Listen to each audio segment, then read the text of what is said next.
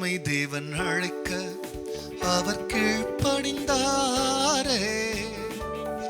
அசைவில்லாத விசுவாசம் தன் வாழ்வினில் அடைந்தாரே. ஆபிரகாமை தேவன் அழைக்க அவர் கீழ்ப்படிந்தாரே. அசைவில்லாத விசுவாசம் தன் வாழ்வினில் அடைந்தாரே. அதுவே அவரது ஆசீர்வாதம். அதுபோல் உன்னை ஆசீர்வதிப்பார். அதுவே அவரது ஆசீர்வாதம். அதுபோல் உன்னை ஆசீர்வதிப்பார். அலை அலையாய் வரும் ஆசீர்வாதம் அது தேவனின் ஆசீர்வாதம்.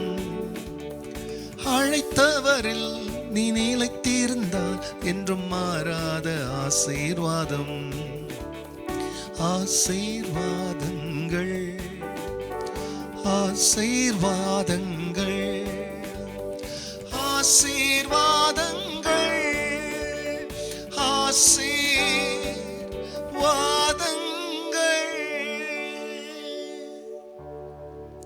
கர்த்தருடைய பரிசுத்த நாமத்திற்கு மகிமை உண்டாகட்டும்.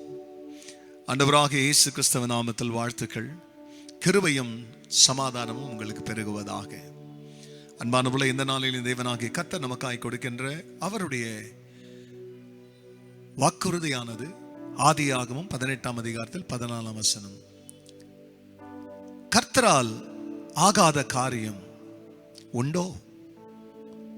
உற்பவ கால திட்டத்தில் உன்னிடத்திற்கு திரும்ப வருவேன். அப்போது சாராளுக்கு ஒரு குமாரன் இருப்பான் என்றார். அன்பானவர்களே, நமது தேவனாகிய கர்த்தர் அவர் வாக்களிக்கிறவர். வாக்களிக்கிறதிலே உண்மை உள்ளவர். அந்த உண்மையை சந்தேகப்படும்படியாய் காலங்களும் நாட்களும் கடந்து கொண்டே இருந்தாலும் வாக்குத்தத்தத்தையும் அதை செய்தவரையும் சந்தேகப்படாமல் அவரை சார்ந்து வாழ்கிற உறுதியான மனதை தான் வாக்குத்தத்தம் பண்ணினவர் நம்மிடத்தில் எதிர்பார்க்கிறார். விசுவாசிக்கிறது எளிது, ஆனா அந்த விசுவாசத்துல தொடர்ந்து நடக்கிறது அரிது.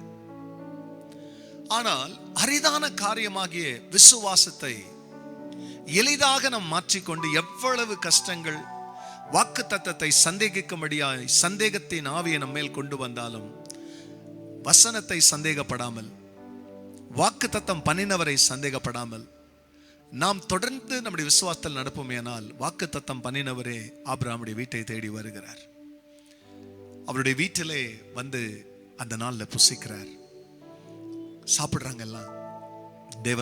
தேவன் பேசுறார் ஆபிரகாமோடு, நான் வந்து உற்பவ காலத்துல திரும்பி வருவேன், அப்போ ஒரு குமாரன் இருப்பாருன்னு சொல்லும்போது சாரா சிரிக்கிறாங்க.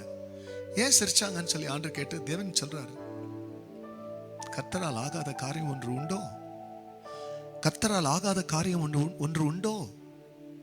அதை சொல்லி சொல்றார். உற்பவ கால திட்டத்தில் உன்னிடத்திற்கு திரும்ப வருவேன், அப்போது சாராளுக்கு ஒரு குமாரன் இருப்பான் என்றான். அன்பானவர்களே, உங்க வாழ்க்கையில் நீங்க எதுக்கு காத்திருக்கிறீங்கன்னு தெரியாது. ஒரு குமாரனுக்கா, ஒரு குமார்த்திக்கா, இல்ல ஒரு நல்ல வேலைக்கா, வாழ்க்கைக்கா, என்ன வேணும்னு காத்திருக்குன்னு தெரியாது. ஆனா உங்களோடு பேசுற தேவன் உற்பவ கால திட்டத்தில் அதை உண்டு பண்ற தேவன், அதை அதன் காலத்துல நேர்த்தியா செய்கிறவர். நிச்சயமாகவே உங்க நம்பிக்கை அது கெட்டு போகாதபடி, வீண் போகாதபடிக்கு உங்களை சந்தோஷப்படுத்துற தேவன் நிச்சயமா செய்வார். அந்த நம்பிக்கையில தொடர்ந்து தேவனை மகிமைப்படுத்துவோம். காரியம் நிறைவேறும். செபிக்கலாம். ஆமாண்டவரே,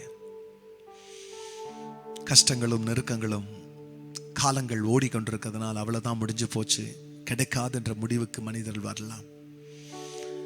காலம் சொல்லுகிறதையும் மனிதர்கள் சொல்லுகிறதையும் உணர்ச்சி சொல்லுகிறதையும் மறுதலித்து விசுவாசமும் தேவன் சொன்னதை நம்பி, ஆண்டவரே, எங்கள் தகப்பனாக ஆபிரகாம் தன் சரீரம் செத்ததை எண்ணாமல் தேவனை மகிமைப்படுத்தி விசுவாசத்தில் வல்லவராய் மாறினது போல உன் பிள்ளைகளும் கூட அப்படியே விசுவாசத்தில் வல்லவர்களாய் மாறட்டும். தேவனால் ஆகாத காரியம் ஒன்றுமில்லை. கர்த்தர் அப்படியாய் செய்கிறதற்காய் நன்றி. எல்லா மகிமையும் கர்த்தர் நேரிடும். அல்மித்தர் இயேசுவின் நாமத்தில் பிதாவே, ஆமென், ஆமென்.